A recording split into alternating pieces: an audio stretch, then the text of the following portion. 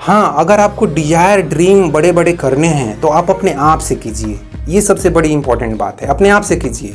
मैं डॉक्टर बनूंगा, मैं इंजीनियर बनूंगा, मैं आईएएस बनूंगा, मैं एमपी बनूंगा, सीएम बनूंगा, पीएम बनूंगा और प्रेसिडेंट बनूंगा। और प्रेसिडेंट इंडिया का ही क्यों, इतना पावरफुल बनिए कि इंडियन होते हुए भी अमेरिका और इंग्लैंड और चाइना का भी प्रेसिडेंट बन के दिखाइए। जैसे कि हम लोग सुनते हैं कि रजनीश जो हैं अमेरिका का ही प्रेसिडेंट बनना चाहते थे। वो कुछ ऐसा पता नहीं षड्यंत्र कुछ कर रहे थे, अब इस बात में कितनी सच्चाई है मुझे मालूम नहीं है। तो वो अमेरिका का ही प्रेसिडेंट बनना चाहते थे। तो ऐसा कुछ पावरफुल बनिए, इंडियन हो के भी अमेरिका का प्रेसिडेंट बन जाइए, चाइना का प्रेसिडेंट बन जाइए और दिखाइए कि देखो मेरे अंदर कितनी हिम्मत है, काबिलियत है और औकात है। ऐसा अपने आप से। नमस्कार दोस्तों, हमारे रिश्ते नातों में, हमारे रिलेशनशिप्स में, हमारे खासकर करीबी रिलेशनशिप्स में, दूर के रिलेशनशिप पे तो हम ज़्यादा ध्यान नहीं देते हैं। अब फूआ फूफा और मामा ममेरा चाचा ये सब के दूर के रिश्ते में तो हम कुछ ज़्यादा ध्यान नहीं देते हैं और ना ही उतना हम उस रिलेशनशिप को मेंटेन रखने की कोशिश करते हैं। लेकिन हाँ, माँ बाप, भाई बहन, हस्बैंड वाइफ, बेटा बेटी, इस तरह के जो एक आज का जो माहौल बन रहा है न्यूक्लियर फैमिली वाला, कि हस्बैंड वाइफ रहेंगे, बाल बच्चे रहेंगे और माँ बाप तो रहेंगे ही, क्योंकि वो उनसे ही हम लोग पैदा हुए हैं तो वो तो साथ में रहेंगे ही। तो एक न्यूक्लियर फैमिली, तो इस न्यूक्लियर फैमिली में भी अभी काफ़ी कड़वाहट चल रहा है, तू मैं चल रहा है, झगड़े लड़ाई हो रहे हैं, डाइवोर्स हो रहे हैं, तनाव हो रहे हैं, खींचातानी हो रही है। तो इस खींचे-तानी को, इस तू मैं को, इस झगड़े को या डाइवोर्स ये सब जो हो रहा है, इस चीज़ को कैसे कम किया जाए, उसी चीज़ के बारे में ये वीडियो है दोस्तों। तो दोस्तों, क्यों नहीं इस वीडियो की शुरुआत हम वहाँ से करते हैं जहाँ से हम पैदा होते हैं। तो हम पहले एक बच्चे या बच्ची के रूप में पैदा होते हैं, छोटे से 1 दिन के 2 दिन के, और फिर हम 5 साल के होते हैं। वहीं से शुरू हो जाता है थोड़ा थोड़ा खींचातानी। और वो खींचातानी इस तरह से कुछ शुरू होता है कि माँ बाप क्या चाहते हैं। माँ बाप अपने बेटा बेटी से चाहते हैं कि वो डॉक्टर इंजीनियर बने, आईएएस बने, या अगर क्रिकेटर माँ बाप हैं तो अपने बेटे से चाहेंगे क्रिकेटर बने। अगर माँ बाप पॉलिटिक्स में हैं तो चाहेंगे एमएलए एमपी बने। इस तरह से वहीं से चाहत, डिज़ायर, ड्रीम्स ये सब शुरू हो जाते हैं और वहीं से एक तरह से रिलेशनशिप के बीच में तू मैं खींचातानी शुरू हो जाती है। क्योंकि एक तरह से ये जो चाहत है, ये जो एक्सपेक्टेशन है, एक आशा है, एक डिज़ायर है, एक ड्रीम है, यही सब आप देखेंगे कि हर एक रिश्ते के बीच में जो कड़वाहट पैदा कर रही है यही है। अब पूरे सभी एंगल से आप सोच के देखिए, तो अगर बाप बेटे में अगर रिलेशनशिप गड़बड़ हो रहा है, चाहे हस्बैंड वाइफ के बीच में रिलेशनशिप गड़बड़ हो रहा है, तो सारे रिश्तों की जो कड़वाहट के पीछे जो मूल कारण है यही है कि एक आदमी दूसरे से बहुत ही ज़्यादा उम्मीद कर रहा है। जैसे वो अपने बेटे से या बेटी से उम्मीद कर रहा है, जैसे ही वो पैदा हुआ या 5-7 साल का बड़ा हुआ और वो उसे एक अच्छे स्कूल में एडमिशन कराता है और काफ़ी पैसे खर्च करके एडमिशन कराता है, वहीं से उसकी चाहत, एक ड्रीम, एक डिज़ायर बनना शुरू हो जाता है कि मेरा बेटा डॉक्टर बने, इंजीनियर बने, आईआईटीएन बने, आईएएस बने। तो वहीं से वो एक तरह से अपने बेटे को या बेटी को बताता भी है कि मैं चाहता हूँ तुम ये बनो, तुम वो बनो, और ये बेटे के ऊपर प्रेशर आना शुरू हो जाता है और फिर वो दोनों के बीच में रिलेशनशिप गड़बड़ होना शुरू हो जाता है। और उसके बाद अगर डॉक्टर इंजीनियर या आईएएस बन भी जाता है तो उसके बाद माँ बाप चाहते हैं कि फिर वो शादी करे तो हमारी मर्ज़ी से करे, हमारे मर्ज़ी की लड़की से करे, हमारे जाति और धर्म में करे। अब वो एक अलग फिर से अगेन इक्वेशन गड़बड़ होता है, फिर वहाँ झगड़ा लड़ाई शुरू होता है। उसके बाद मान लो कि शादी विवाह हो भी गया पेरेंट्स का मर्ज़ी से, तो फिर माँ बाप फिर चाहते हैं कि फिर बेटा जल्दी से हमको नाती पोता का मुंह दिखा दो। फिर वहाँ एक फिर से इक्वेशन गड़बड़ होना शुरू हो जाता है। मतलब हर एक जगह हम कुछ ना कुछ अपनी इच्छाएं अपने बच्चों के ऊपर लादते जाते हैं और जिसके वजह से हमारे बीच में तनाव बढ़ते जाते हैं। और ये तो सब कुछ पॉजिटिव अगर होते रहा तब ये संभव है कि माँ बाप मतलब की इच्छाएं पूरी हो गई। जैसे कि वो चाहते थे कि उनका बेटा डॉक्टर इंजीनियर या बेटी डॉक्टर इंजीनियर आईएएस बने, फिर वो अपने मर्ज़ी से नहीं बल्कि हमारी मर्ज़ी से शादी विवाह करे, फिर हमारी मर्ज़ी से ही समय पर पोता पोती का मुंह दिखा दे। ये सब कुछ ठीक ठाक चलते रहा। फिर पोता पोती का मुंह भी देख लिए तो फिर पोता पोती के प्रति दादा दादी के अंदर भी डिजायर पैदा हो रहा है कि मेरा नाती डॉक्टर बने, इंजीनियर बने। माँ बाप भी चाह रहे हैं कि ये सब बने।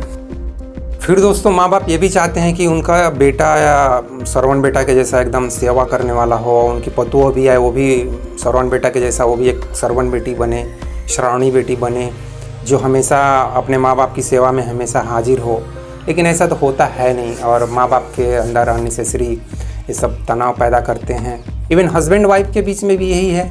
हस्बैंड अपने वाइफ से चाहता है कि वो मेरे लिए ऐसा करे, मेरे लिए समय पर नाश्ता बना दे, खाना बना दे, मेरा थोड़ा बात माने, मेरा थोड़ा वैल्यू करे, मेरा इज्जत करे, मेरा तारीफ़ करे। सुंदर हूँ नहीं फिर भी मुझे सलमान खान या शाहरुख खान या आमिर खान ऐसा कुछ बोलते रहे, या बहुत गुड लुकिंग हो। क्या ये चाहत गलत है? मैं ये नहीं कहना चाहता हूँ कि दोस्तों ये सब चाहत, ये अपने बेटा बेटी के बारे में सब सोचना गलत है। गलत तब है जब आप उसके ऊपर आप दबाव डाल रहे हैं, जब आप अपनी इच्छाओं को बार बार उसके सामने जाहिर कर रहे हैं, तब ये गलत है। क्योंकि इनडायरेक्टली आप, भले ही डायरेक्ट ना बोल के, इनडायरेक्टली भी अगर बार बार इस तरह के हिंट दे रहे हैं कि मैं ये चाहता हूँ कि आप ऐसा करो, आप ऐसा करो, तो ये इस तरह की जो चाहत है ना, ये सब आपके बच्चे के अंदर एक तरह का प्रेशर पैदा कर रहा है, और इस तरह से रिलेशनशिप सब गड़बड़ हो रहे हैं। और दोस्तों होता ये है कि 99% लोगों के ये जो डिज़ायर, ड्रीम्स बड़े बड़े जो होते हैं अपने बेटा बेटी के लिए, चाहे उनके जैसे माँ बाप के लिए भी, उनके माँ बाप ने बहुत बड़े दादा दादी ने, हमारे दादा दादी ने ड्रीम देखे होंगे उनका बेटा बेटी ऐसा करे। ये सब ड्रीम, डिज़ायर दूसरे के लिए, दूसरे के प्रति जो हम एक्सपेक्टेशन रखते हैं, आशा रखते हैं कि वो ऐसा करे वैसा करे, ये सब हमारे बीच में एक तरह से खींचातानी पैदा करते हैं। हमारे अंदर एक दूसरे के प्रति द्वेष भाव पैदा करते हैं कि वो हमारा बात नहीं मान रहा है, चाहे उनको लगता है वो हमारा बात नहीं मान रहा है, वो हमारा वैल्यू कम दे रहा है, और इस तरह से झगड़े लड़ाई हो रहे हैं। ये सब देखा जाए तो सब कुछ का जो जड़ है ना, वही है जो गौतम बुद्ध हजारों साल बोलते हैं, इच्छा, डिजायर। दूसरे से हम कुछ ज़्यादा ही गिव एंड टेक वाला जो इक्वेशन है ना, उसमें हम ज़्यादा टेक करने की कोशिश कर रहे हैं और कम से कम गिव करने की कोशिश कर रहे हैं। हम ज़्यादा लेने की सोच रहे हैं, और देने की जब बारी आती है तब हम बोलते हैं नहीं नहीं, ये तो हमारा राइट है, आप हमको देते जाओ, आपका देना अधिकार, आपका देना कर्तव्य है, हमारा जो कर्तव्य है वो हमारा कर्तव्य तो ऐसी की तैसी हो गई। लेकिन होता क्या है, अंत में होता क्या है कि 95% लोगों के साथ, या 96%, मतलब 100 में 90-95 लोगों के साथ होता क्या है कि उनके बेचारे किसी के भी ड्रीम, डिज़ायर ये सब कुछ पूरा होते नहीं है। ना तो उनके बेटे ना डॉक्टर बनते हैं, ना इंजीनियर बनते हैं, ना IAS बनते हैं, ना MLA MP CM PM कुछ भी नहीं बनते हैं। और बेचारे ना वो बिजनेसमैन बनते हैं, करोड़ों कमाने वाले बिजनेसमैन वैसे कुछ भी नहीं बनते हैं। वो मालूम पड़ता है 90% लोगों के जो आम आदमी हैं, उनके बेटा बेटी मालूम पड़ता है कि वही ग्रुप C, ग्रुप D या ग्रुप B इस तरह के मुश्किल से नौकरी मिली तो मिली, नहीं तो वही कहीं दिल्ली, मुंबई, पंजाब में कोई साधारण सा नौकरी कर रहे हैं, वही 15-20 हज़ार 30 हज़ार कमाने वाला नौकरी कर रहे हैं, और किसी तरह से अपना ज़िंदगी का निर्वहन कर रहे हैं। 1-2 बच्चे या 3-4 बच्चे पैदा करके निर्वहन कर रहे हैं। मतलब सबकी डिजायर की ऐसी की तैसी हो जाती है, और बेचारे ये 60-70 साल आदमी, एक आम आदमी ज़िंदगी जी के पूरा हताश, निराश, परेशान, दुखी होके फिर यहाँ से विदा हो जाते हैं। स्वर्ग जाते हैं, नरक जाते हैं, वो किसी को कुछ मालूम नहीं है, तो यहाँ से विदा हो जाते हैं। तो दोस्तों अब सवाल यह पैदा होता है कि ये सभी हमारे रिश्ते नाते में जो झगड़े हैं, लड़ाई हैं, कड़वाहट है, मनमुटाव है, तू मैं है, इसको ख़त्म कैसे किया जाए? ख़त्म करने का दोस्तों यही उपाय है, जो उपाय शायद आपको भी मालूम है, बस उपाय को आप फॉलो नहीं करना चाहते। उपाय यही है कि हम क्यों नहीं दूसरे से कम उम्मीद करें, कम से कम डिजायर करें, कम से कम कोई ड्रीम करें कि मेरा बेटा ऐसा बन जाए, मेरी बेटी ऐसा बन जाए। ये जितना ही हम कम करेंगे, मेरी वाइफ वैसी हो, मेरा हस्बैंड वैसा हो, ये सब जितना ही हम कम से कम डिजायर, ड्रीम करेंगे, उतना ही हमारी लाइफ पीसफुल होगी, शांत होगी। हाँ, अगर आपको डिजायर, ड्रीम बड़े बड़े करने हैं तो आप अपने आप से कीजिए। ये सबसे बड़ी इंपॉर्टेंट बात है, अपने आप से कीजिए। मैं डॉक्टर बनूंगा, मैं इंजीनियर बनूंगा, मैं IAS बनूंगा, मैं MP बनूंगा, CM बनूंगा, PM बनूंगा और प्रेसिडेंट बनूंगा। और प्रेसिडेंट इंडिया का ही क्यों, इतना पावरफुल बनिए कि इंडियन होते हुए भी अमेरिका और इंग्लैंड और चाइना का भी प्रेसिडेंट बन के दिखाइए। जैसे कि हम लोग सुनते हैं कि रजनीश जो हैं अमेरिका का ही प्रेसिडेंट बनना चाहते थे, वो कुछ ऐसा पता नहीं षड्यंत्र कुछ कर रहे थे, अब इस बात में कितनी सच्चाई है मुझे मालूम नहीं है, तो वो अमेरिका का ही प्रेसिडेंट बनना चाहते थे। तो ऐसा कुछ पावरफुल बनिए, इंडियन हो के भी अमेरिका का प्रेसिडेंट बन जाइए, चाइना का प्रेसिडेंट बन जाइए। और दिखाइए कि देखो मेरे अंदर कितनी हिम्मत है, काबिलियत है और औकात है। ऐसा अपने आप से, दूसरे से नहीं, अपने आप से ऐसा उम्मीद कीजिए कि मैं इतना बड़ा बन के दिखाऊंगा और कोशिश कीजिए उसके लिए। आपके अंदर जितना भी हिम्मत है, ताकत है, मेहनत है, कर्म है, मोटिवेशनल स्पीकर्स की सुनिए, संदीप माहेश्वरी की सुनिए, विवेक बिंद्रा की सुनिए। मैं तो इतना ज़्यादा पावरफुल बातें नहीं करता हूँ मैं, क्योंकि मैं खुद उतना बड़ा लेवल पे पहुँचा ही नहीं हूँ, तो मैं ऐसी बात करूँगा तो फिर फालतू हो जाएगा। तो आप संदीप माहेश्वरी की सुनिए, बाबा रामदेव की सुनिए, या ऐसे जो भी बड़े बड़े लोग हैं, महान लोग, उनकी सुनिए और उनको सुन के आप बड़ा आदमी बनने की सोचिए। डॉक्टर, इंजीनियर और IAS क्या है, ये तो बहुत साधारण सी बात है। MP, CM, PM, प्रेसिडेंट, ये सब बड़ा से बड़ा आदमी बनिए और खुद बनिए। बेटे से मत उम्मीद कीजिए कि मेरा बेटा PM बन जाए, प्रेसिडेंट बन जाए, मोदी जी के जैसा PM बन जाए। नहीं, ये सब गलत है। आप अपने से उम्मीद कीजिए और अपने को बनाइए। और मैं तो यहाँ तक कहता हूँ दोस्तों कि कोशिश करते जाइए बनने के लिए कोशिश करते जाइए कि मुझे PM बनना है, प्रेसिडेंट बनना है। भाषण दीजिए, जितना अच्छा से अच्छा लोगों को अट्रैक्ट कीजिए। और मान लीजिए कि इस जन्म में कोशिश कर करके असफल हो कि नहीं बन पाए, क्योंकि बन जाएंगे तब तो सफल हो जाएंगे ना। नहीं बन पाए तो फिर दोबारा पैदा हो जाइए। दोबारा पैदा होने के बाद फिर से कोशिश कीजिए, फिर से मैं PM बनूंगा, प्रेसिडेंट बनूंगा, जो कुछ भी, डॉक्टर बनना है, इंजीनियर बनना है, फिर से लग जाइए कि फिर से बनना है। अब आप बोलोगे कि शायद ये कुछ ज़्यादा हो रहा है, तो नहीं, ज़्यादा नहीं हो रहा है। कहने का मतलब, अब कृष्ण तो बोले हैं ना भाई कि आत्मा अमर है, तो इस चीज़ को मजाक में मत लीजिए। आत्मा अमर है तो आप दोबारा पैदा हो रहे हैं, हमेशा के लिए थोड़ी जो मर रहे हैं। अब साइंस साबित नहीं कर पा रहा है आत्मा की अमरता के बारे में, तो वो ये अलग बात है, किस दिन साबित कर देगा। E=mc² तो साबित हो चुका है ना कि कोई भी चीज़ नष्ट नहीं होता है, केवल परिवर्तन होता है। बस अब ये थोड़ा सा एक चीज़ साबित करना है साइंस को कि नहीं, हमारे शरीर में आत्मा जैसी एक चीज़ है, एक एनर्जी पार्टिकल कुछ है जो मरने के बाद भी शरीर से अलग हो जाता है और वो फिर दोबारा भी पैदा होती है। इसके बारे में थोड़ा और ट्रैकिंग चिप लगा के कुछ चेक करना पड़ेगा। तो कम से कम हिंदू धर्म लोग को तो विश्वास है ही कि आत्मा अमर है, उनको कोई शक नहीं होगा, कृष्ण भगवान की वो बात मानेंगे। तो आप दोबारा फिर से कोशिश में लग जाइए कि मुझे IAS बनना है या प्रेसिडेंट बनना है, और इंडिया का क्या, चाइना का मैं प्रेसिडेंट बन के दिखाऊंगा। तो इस तरह से अपने, मेरा कहने का मतलब यही है दोस्तों कि मजाक वजाक सब छोड़िए, आप अपने से उम्मीद कीजिए कि मैं अपने को कितना बड़ा आदमी बना सकता हूँ, मैं अपना आपको कितनी बड़ी आदमी बना सकती हूँ, और वो आप बना के दिखाइए। जो कुछ भी बन के दिखाना है दिखा दीजिए। तो कहने का मतलब है आप अपने आप से उम्मीद कीजिए कि मेरे को फाड़ देना है, जो कुछ भी करके दिखा देना है, और फिर देखिए कि आप कितने शांत हो जाते हैं। फिर आपको लगेगा जब मुझे ही खुद प्रेसिडेंट बनना है तो मैं अपने बेटे से क्यों उम्मीद करूँ कि मेरा बेटा प्रेसिडेंट बने। उम्मीद छोड़ देंगे, अपने बेटे से उम्मीद छोड़ देंगे। जैसे कि मेरा भी एक बेटा है, तो उसको वो, ऐसे तो मैं बचपन से ही उसके पढ़ाई पे ध्यान दिया। इसमें कोई इसमें आप मुझे बोलोगे कि जैसे मेरा बेटा कभी बोल देता है कि पापा आप मुझे बहुत ही ज़्यादा पढ़ाई पे ध्यान देते हो, तो मैं बोला यार खेलने पे भी ध्यान देता हूँ, तुम्हारे साथ क्या नहीं खेलता हूँ। क्रिकेट खेलता हूँ, फुटबॉल खेलता हूँ, चेस खेलता हूँ, कैरम बोर्ड खेलता हूँ, क्या नहीं खेलता हूँ, सब कुछ तो खेलता हूँ। हर एक संडे खेलता हूँ, जब भी बोलते हो तब खेलने जाता हूँ। ऑफिस टाइम छोड़ दो तो जब बोलते हो तब खेलता हूँ। फिर कैसे बोल सकते हो कि ज़्यादा पढ़ाई, अरे पढ़ाई करना है ना, 8 घंटे तो पढ़ोगे ना, 7 घंटे पढ़ोगे।